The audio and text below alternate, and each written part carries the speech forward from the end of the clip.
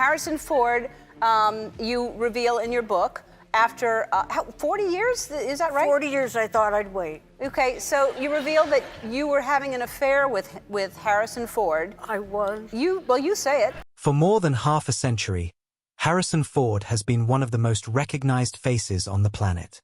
The man who flew the Millennium Falcon, cracked the whip as Indiana Jones, and hunted replicants through rain-soaked streets built a career so dominant that it reshaped what Hollywood stardom even meant. But here is the thing about Harrison Ford that has always made him different from almost every other actor of his generation. The bigger his name got, the quieter he became. While other stars turned their personal lives into press releases, Ford pulled in the opposite direction. He gave fewer interviews, revealed less, and protected the boundaries between his public image and his private world with something close to obsession. So when a man like that, now 83 years old, begins to open up about his marriages, his regrets, and the personal cost of living at the center of a cultural storm for 5 decades, it is worth paying very close attention. Because what he has shared reveals something far more complicated and far more human than the legend ever suggested. To understand what Ford has finally begun to acknowledge about his personal life, you have to go back to the version of him that existed before any of it happened. Before the franchises, before the global recognition, before the magazine covers and the billion-dollar box office numbers. There was a young man in Los Angeles in the early 1960s who was not particularly succeeding at anything. Ford had arrived at acting not through a burning childhood dream or a drama school scholarship, but through a kind of practical restlessness. He took small roles when he could find them, picked up carpentry work when he could not, and moved between the two worlds without much certainty that either one would ever amount to anything lasting. His early television appearances were forgettable. His contract with Columbia Pictures ended without producing anything memorable. By his own later admission, there were long stretches during this period when acting felt more like a habit than a career. It was during this uncertain, unglamorous phase of his life that he met and married Mary Marquardt in 1964. This is a detail that matters more than it might initially seem, because their relationship was formed entirely outside of fame. There was no Hollywood courtship, no industry visibility, no external pressure from public life shaping what they were to each other. They were simply two people building something together in ordinary circumstances, and the foundation of that marriage was laid when Ford was, by any reasonable measure, just a working man trying to find his footing. Their sons, Benjamin and Willard, were born in 1966 and 1969 respectively, and the household they built together in Los Angeles reflected the reality of a family supported partly by film work and partly by the income Ford earned from carpentry jobs, including renovation work he performed for various figures connected to the entertainment industry. It was modest, grounded, and largely invisible to the outside world. Then everything changed in ways that nobody, including Ford himself, was fully prepared for. The path that led to that change began when his carpentry work brought him into contact with director George Lucas, a connection that eventually led to a small role in American Graffiti and, more significantly, positioned him within Lucas's orbit when casting began for a new science fiction project that most people inside the industry regarded with skepticism. Star Wars, in 1976, was not an obvious bet. The production was chaotic, the budget was under constant pressure, the script was still evolving during filming, and even the studio financing it was uncertain about what kind of film it was making. Ford was not originally there to audition for the role of Han Solo. He was reading lines opposite other actors during casting sessions, helping Lucas evaluate dialogue, when something began to shift. The character took on a different texture through Ford's particular delivery, drier, more skeptical, more grounded than the material might have otherwise suggested. Lucas noticed. The role was his. What happened after Star Wars premiered in May 1977 is one of the most dramatic transformations in the history of popular entertainment. The film opened in a limited number of theaters and expanded almost immediately due to audience demand that the studio had not anticipated and could not have planned for. Lines formed around city blocks. The cultural conversation shifted almost overnight. And Harrison Ford, who had driven to auditions in a pickup truck and built kitchen cabinets between acting jobs, suddenly found himself at the center of something enormous and completely unprecedented in his own experience. The transition from anonymous working actor to internationally recognized star happened in a matter of months. There was no gradual adjustment period. There was before, and then there was after, and the two felt almost entirely disconnected from each other. Ford has reflected in various interviews over the years that this kind of sudden, total exposure is genuinely disorienting in ways that are difficult to describe to someone who has not experienced it. Privacy, which he had never particularly thought about because it had never been at risk, suddenly became something he had to actively defend.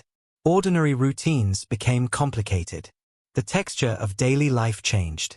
And critically, the marriage to Mary Marquardt, which had been built on the foundation of a quiet and ordinary shared existence, was now being asked to adapt to conditions that were almost the opposite of everything it had been formed in.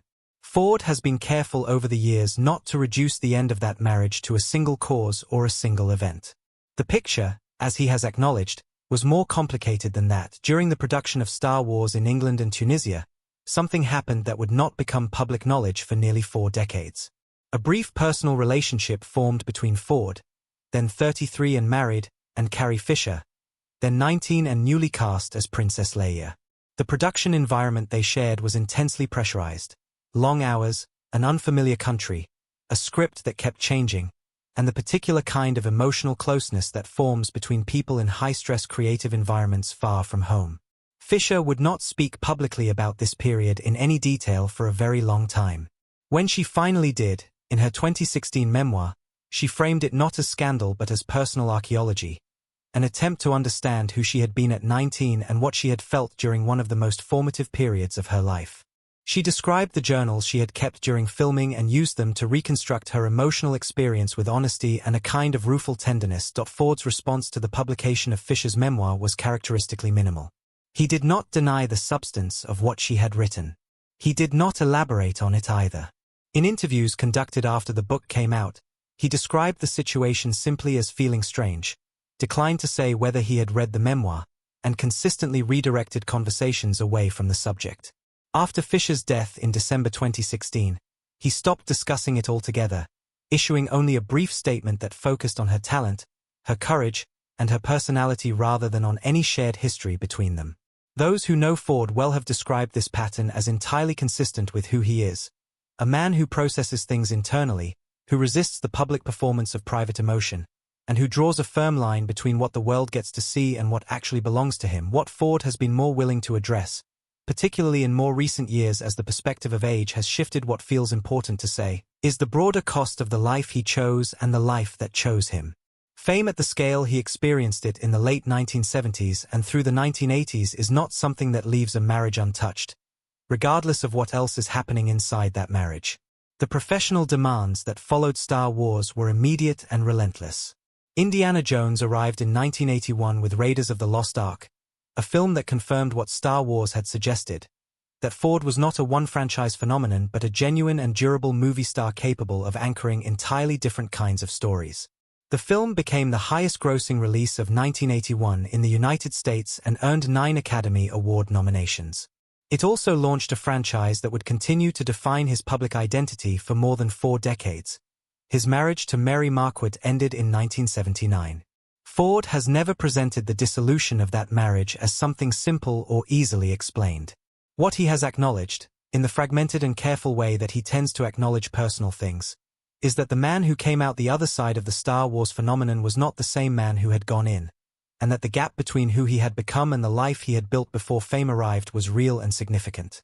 The marriage had been formed in one set of conditions and was being asked to survive in conditions that were almost entirely opposite.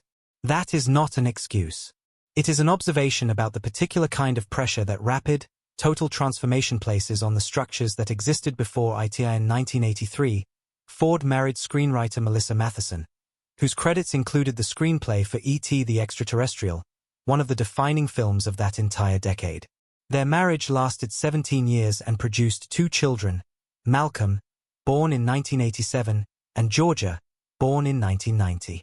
This was a longer and in many ways more stable chapter of his personal life, shaped by 2 people who understood the entertainment industry from the inside and who had both achieved significant things within it. But the professional demands of Ford's career during the 1980s and 1990s were not modest. Production schedules pulled him across multiple continents. Filming for the Indiana Jones sequels, for Blade Runner, for The Fugitive, and for a long series of other major projects created sustained periods of geographic separation that accumulated over years into something more structural. The couple separated in 2000 and their divorce was finalized in 2004. Matheson passed away in 2015, and Ford, though he did not speak publicly at length about that loss, acknowledged it in ways consistent with someone processing genuine grief quietly. The third chapter of his personal life, and by all accounts the most settled, began in 2002 when he met actress Callista Flockhart at the Golden Globe Awards. Flockhart was then at the height of her own public recognition through Ally McBeal, a cultural phenomenon in its own right. What developed between them over the following years was notably different in pace and texture from the earlier relationships in Ford's life. It was not formed in the heat of a film production. It was not shaped by the particular kind of compressed intensity that comes from working together under pressure in an unfamiliar environment. It was something that developed more slowly, during a phase of Ford's life when he was no longer in the process of becoming something but had long since arrived at whatever he was going to be. They married in 2010 in Santa Fe, New Mexico, and Ford later adopted Flockhart's son Liam, a decision that reflected something significant about where he was in his understanding of what family meant to him. Ford has described his relationship with Flockhart in terms that reflect a hard-won understanding of what actually sustains two people over time. The things he values in that relationship, the stability, the privacy, the absence of performance, are almost exactly the opposite of the qualities that defined the most chaotic periods of his earlier personal life. He has talked about the importance of not confusing fame with meaning, and about the particular difficulty of maintaining any genuine sense of self when the entire world has decided who you are and keeps insisting on it. At 83, with the kind of perspective that only comes from actually living through the full arc of something rather than just anticipating it, he has been more willing than at any previous point in his life to acknowledge what the choices he made cost him and what he wishes he had understood earlier. What emerges from everything Ford has said and chosen not to say over the course of a very long career is a portrait of someone who spent decades trying to protect the interior of his life from the consuming pressure of his public identity, and who succeeded at that project more than most people in his position ever managed to. The marriages that ended did not end loudly or dramatically. The relationships that defined him were not performed for public consumption. Even the things he has finally begun to acknowledge at this stage of his life are delivered with a characteristic restraint that refuses to turn personal history into entertainment. He is not giving the world a confessional. He is simply allowing, slowly and on his own terms, a little more light into rooms that he has kept private for a very long time. At 83, Harrison Ford remains, in many ways, exactly who he has always been. A man who built something extraordinary in public while keeping the most important parts of himself stubbornly, deliberately, and perhaps wisely out of view.